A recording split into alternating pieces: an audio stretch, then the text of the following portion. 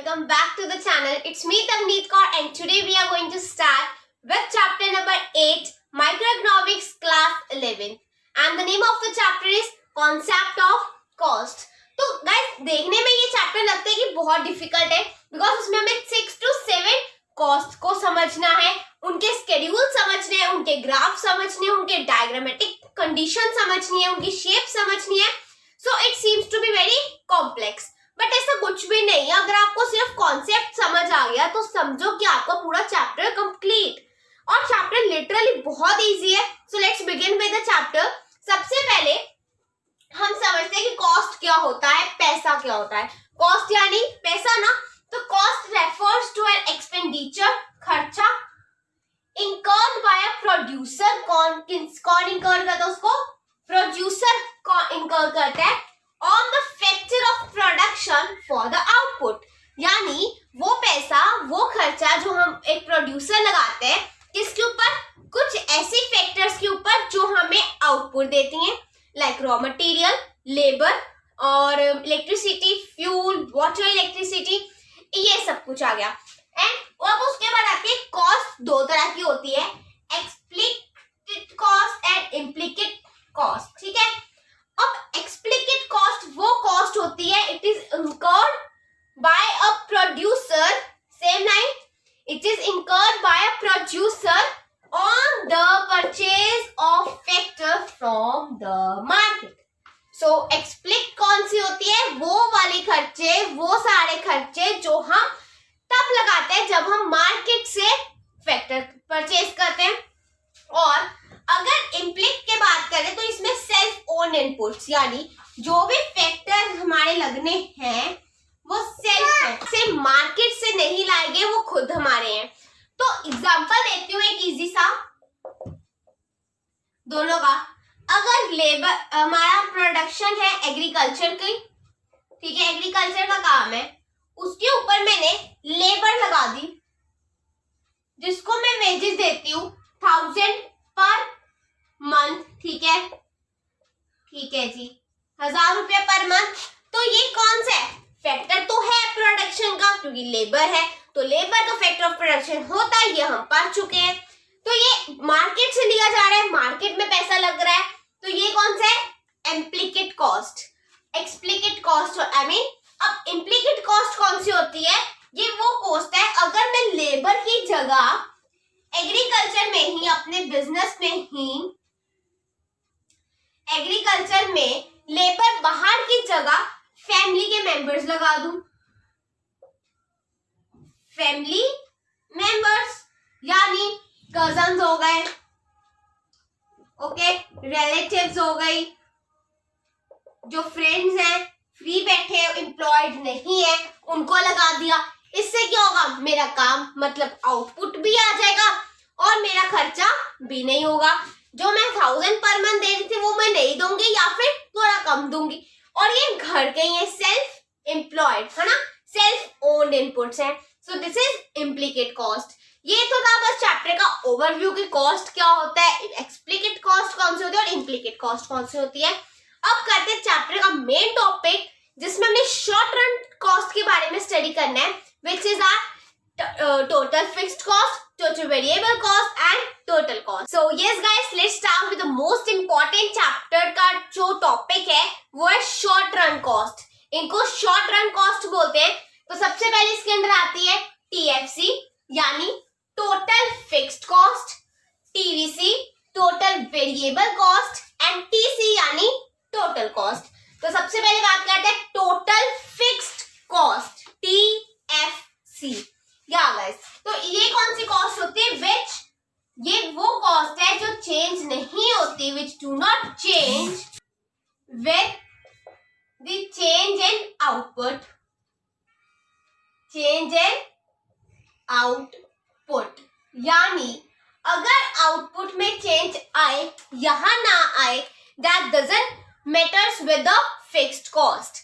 For example, अब अच्छे से समझाती हूँ एग्जाम्पल के साथ.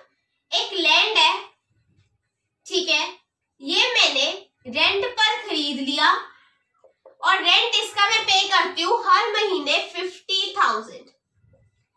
ठीक है, हमने एज्यूम किया कि एक लैंड है जिसको मैंने रेंट पर खरीदा है और उसका रेंट है 50,000 विच आई हैव टू पे एवरी मंथ, मतलब कि पर मंथ का एंड मेरा रेंट है।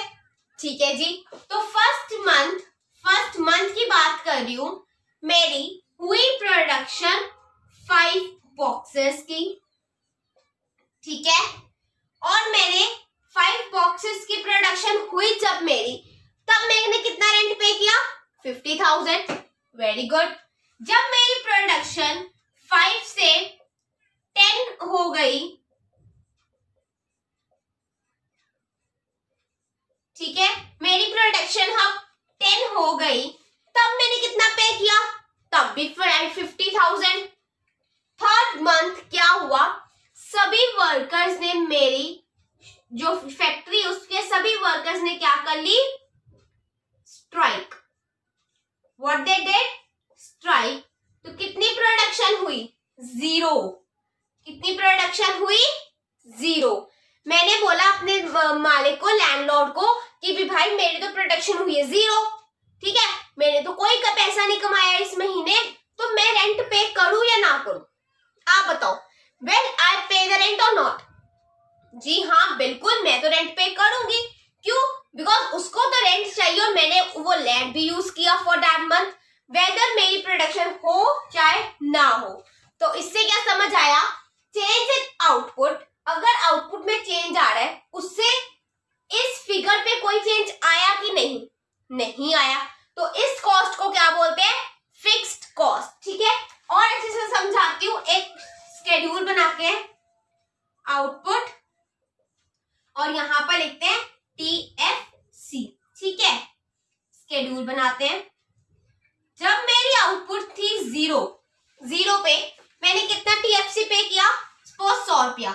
ठीक है, जब मेरी आउटपुट हुई 1, तब कितना पे किया? तब भी 100। जब 2 तब भी 100, जब 3 तब भी 100, जब 4 होगी तब भी 100, जब 5 होगी तब भी 100। Right, with TVC that is total variable cost.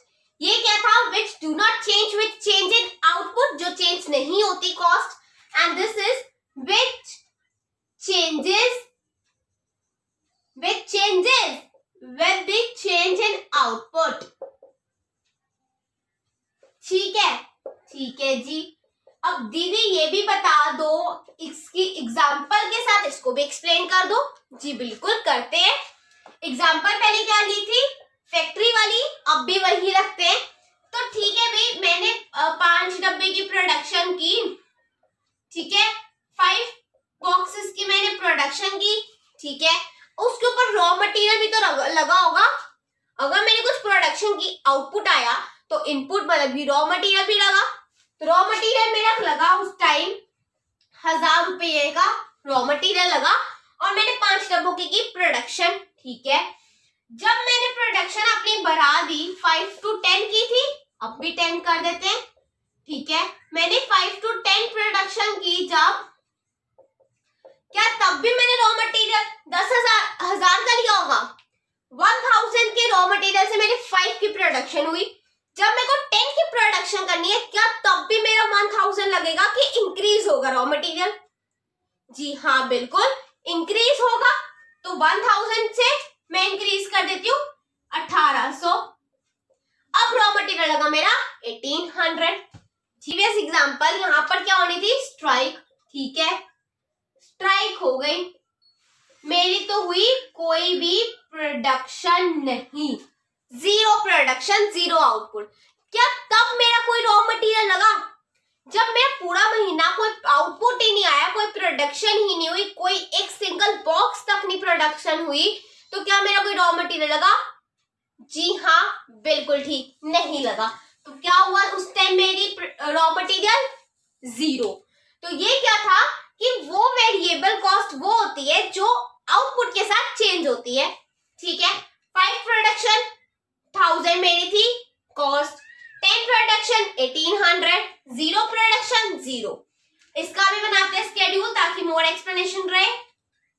Output TVC, तो ये लो जी, जब आउटपुट 0 है तब TVC भी 0 है। जब आउटपुट 1 हुई, 2 हुई, 3 हुई, 4 हुई एंड 5 हुई, तब मेरी टीवीसी 10, फिर 18, फिर 24, फिर 34 और फिर 15 हो गई।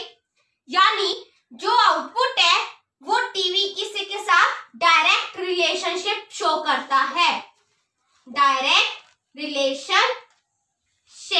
यानी अगर वो बढ़ रही है तो ये भी तो इंक्रीज हो रही है। बट क्या आप बता सकते हो कि मैंने टीवीसी ऐसे ही लिख दिया, कुछ भी वैल्यूज, क्या कुछ लॉजिक है इसके पीछे? देखो 2 मिनट।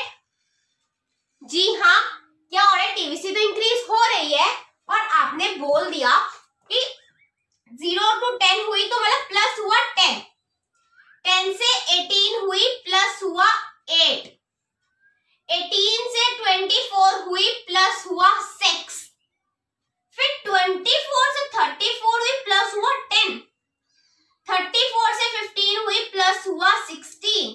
यानी टिल हियर, यहां तक तो भाई साहब इंक्रीज तो हो रही है, ठीक है, 10 से 18, 18 से 24, बट इंक्रीजिंग का लेवल क्या है? डिमिनिशिंग। क्या है? डिमिनिशिंग। यानी लेवल तो इंक्रीज हो रहा है पर धीरे धीरे। तो यहां तक क्या है? डिमिनिशिंग। डिमिनिशिंग रेट पर वो क्या हो रही है? इंक्रीज हो रही है। टीवी से इंक्रीज हो रही है ना, बट धीरे धीरे। डिमिनिशिंग यानी धीरे धीरे, पहले 10, फिर 8, फिर 6, धीरे धीरे इंक्रीज हुई। अब सीधे 10% इंक्रीज हो गई, फिर सीधे 16% इंक्रीज हो गई। अब क्या है?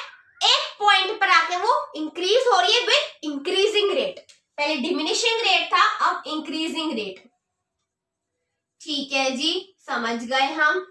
तो इससे क्या पता लगा कि टीवीसी में अगर आउटपुट 0 है तो टीवीसी भी 0 होगी, और टीवीसी के स्टार्टिंग में जब वो इंक्रीज होती है अलोंग विद आउटपुट, तब वो डिमिनिशिंग रेट पर होती है। यानी डिमिनिशिंग रेट मतलब धीरे धीरे, और एक पॉइंट पर आकर वो क्या करती है? इंक्रीज करती है विद इंक्रीजिंग रेट, मतलब बहुत जल्दी जल्दी। जैसे 10 से एकदम 6% से इंक्रीज हुई 10% पे, फिर 10 से 16%। ठीक है, आई होप क्लियर है सभी को। अब इसका भी एक डायग्राम बनाते हैं ताकि इसकी भी शेप पता लग जाए। एक्स एक्सिस, वाई एक्सिस, यहाँ पर आउटपुट, वेरी गुड, 0, और यहाँ पर टीवीसी। ठीक है जी। अब आउटपुट क्या है? 5 तक है, 1, 2, 3, 4 एंड 5। ठीक है, और यहाँ पर क्या है? 50 तक है। ठीक है, तो हम यहाँ पर ले लेते हैं कुछ इस तरह से 10, 20, 30, 40, 50।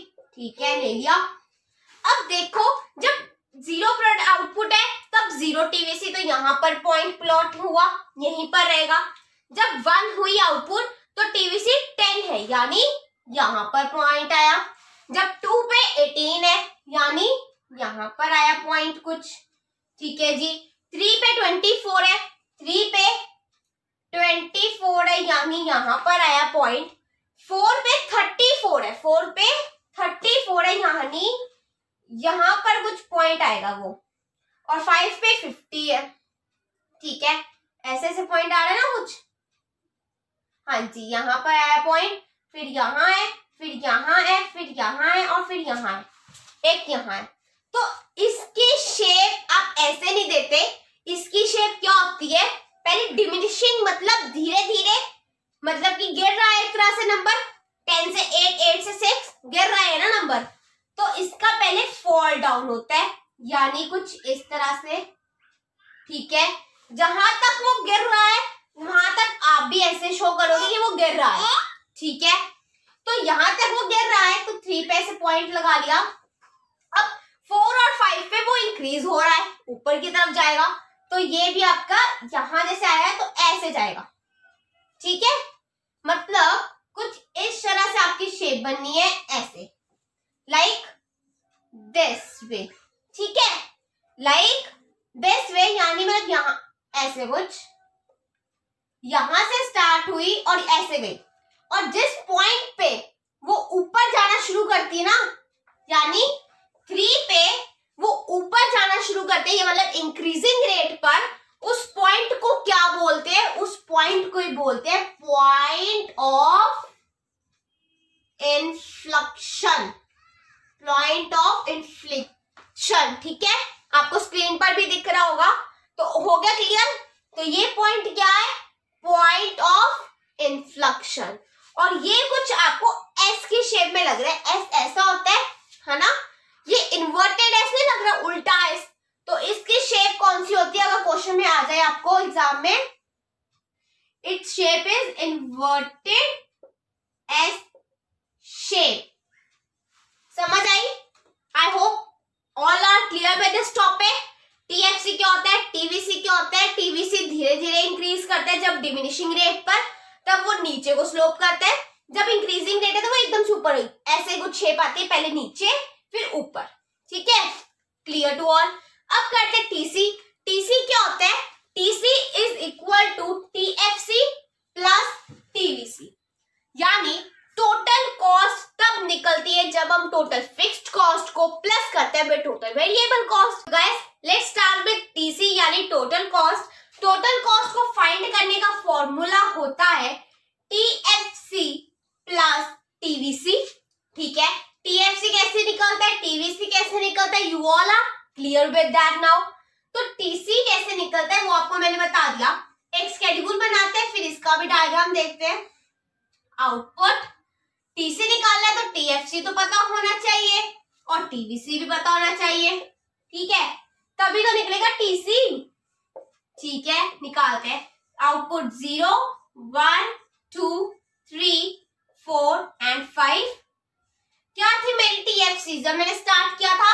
100, 100, 100, 100, 100 एंड 100। यहां पर क्या था? 0, 10, 18, 24, 34 एंड 50। यही थी वैल्यूज। मैच कर लो, आपने तो नोट्स बनाए हैं। I know you are very obedient students. तो अब टीसी कैसे निकलता है? टीएफसी प्लस टीवीसी, यानी 100 plus 0 100, 100 plus 10 110, 100 plus 18 118, 100 plus 24, 100 plus 34 and 100 plus 50। यही निकला टीसी, राइट? तो आपको एक चीज बताती हूँ, जब आउटपुट 0 है तब टीएफसी भी 100 और टीसी भी 100 है, यानी at output 0, at zero output TFC is equal to TC. Okay, ठीक है, TFC is equal to TC. आप देख सकते हो जब आउटपुट 0 है तब ओनली दिस इज सिमिलर, बाद में ये मैच नहीं कर रही। और एक चीज देखो, 100 से 10 हुआ प्लस 10, यहाँ पे भी प्लस 10, यहाँ प्लस 8, यहाँ भी प्लस 8 हुआ, यहाँ प्लस 6, यहाँ भी प्लस 6 हुआ, यहाँ प्लस 10, यहाँ पे भी प्लस 10 हुआ, यहाँ पे प्लस 16 और यहाँ पे भी प्लस 16 हुआ। इससे क्या समझ आया? मतलब जिस डिमिनिशिंग रेट और जिस इंक्रीजिंग रेट पर टीवीसी में चेंज आता है, उसी डिमिनिशिंग रेट और उसी इंक्रीजिंग रेट में टीसी में फर्क आता है। यानी यहां तक तो डिमिनिशिंग रेट था, दोनों का मैच, यहाँ पर इंक्रीजिंग रेट है, वो भी दोनों का मैच। तो इससे आपको क्या पता लगा? जब हम टीवीसी पढ़ रहे थे तब हमने डिमिनिशिंग रेट और इंक्रीजिंग रेट दोनों पढ़ा, तो डायग्राम क्या बना था? कुछ इस तरह से। ठीक है, टीएफसी पढ़ा, सिमिलर था, तो डायग्राम बना था इस तरह से। अब टीसी का डायग्राम कैसे बनता है? टीसी का डायग्राम अकेले नहीं पूछते, आपको बोलते हैं कि एक ही ग्राफ पर तीनों को प्लॉट करो, यानी टीसी, टीवीसी एंड टीएफसी। तो इसका डायग्राम कुछ बनेगा, यहाँ पर x और आउटपुट आएगा 0 है, ठीक है जी, और यहाँ पर y पर आएंगे हमारे ऑल दीज टर्म्स, यानी टीसी, टीएफसी एंड टीवीसी, यही आएंगी। ठीक है, और बाकी आप नंबरिंग तो आप कर लोगे प्रॉपरली, मैं सिर्फ आपको डायग्राम बता रही हूँ कैसे। सबसे पहले टीएफसी बनाओ। टीएफसी यहाँ बनता है 100 पे, मतलब सीधा ये क्या है आपका? टीएफसी। ठीक है, अब टीवीसी बनाओ। टीवीसी कैसे बनता था? कुछ इस तरह से। ठीक है जी, ओके समझ आ गई जी। अब दीदी टीसी तो बता दो, वही तो पढ़ना है हमने। तो टीसी क्या है, टीसी कहां से स्टार्ट हो रहा है, 100 से, तो उसका स्टार्टिंग पॉइंट तो ये है, आपको पता लग गया। ठीक है, जहां पे टीएफसी है वहां पे उसका स्टार्टिंग पॉइंट है टीसी का। Clear to all. ठीक है, अब ये सारी वैल्यूज इसके ऊपर है और डिमिनिशिंग रेट और इंक्रीजिंग रेट दोनों है, यानी इसकी शेप भी क्या बनने वाली है, इन्वर्टेड एस, कुछ इस तरह से, और इसकी भी कुछ, एक सेकेंड, इसकी भी इस तरह से, राइट, ऐसी बनी। ये है टीसी, ये है टीवीसी, करेक्ट, एब्सोल्युटली राइट। तो क्या मैंने बोला अभी, इससे आपको क्या पता लगा कि टीसी की शेप भी क्या होती है, इन्वर्टेड, इन्वर्टेड एस शेप। ठीक है, ओके गाइस, ओके दीदी, ये तो समझ आ गया, समझ आ गया कि टीएफसी की शेप क्या होती है, parallel to X axis. TVC की शेप क्या होती है, इन्वर्टेड एस शेप। टीसी की शेप क्या होती है, इन्वर्टेड एस शेप। जब तीनों के इकट्ठे बनाना हो तब कैसे करते हैं, पहले उनका स्केड्यूल बना लो, फिर उनके जब कर्व्स बनाने हैं पहले टीएफसी ड्रॉ करो, फिर टीवीसी स्टडी किया तो टीवीसी ड्रॉ करो, टीवीसी को टीएफसी से निकालो। ठीक है, और टीसी निकलेगा यहाँ पे जहां से टीएफसी आपका स्टार्ट होता है, मतलब 100 से, इन्वर्टेड एक्स शेप। तो आई होप आपको आज की वीडियो समझ आई, और अगर वीडियो में समझ आया, मजा आया, तो वीडियो को लाइक शेयर कमेंट जरूर करना, चैनल को सब्सक्राइब करना तमनीत कौर स्टडी कॉर्नर को, एंड बेल आइकन ऑन करना to get all the latest new notification, and you will be notified every time I will be uploading my videos on the YouTube. So stay tuned.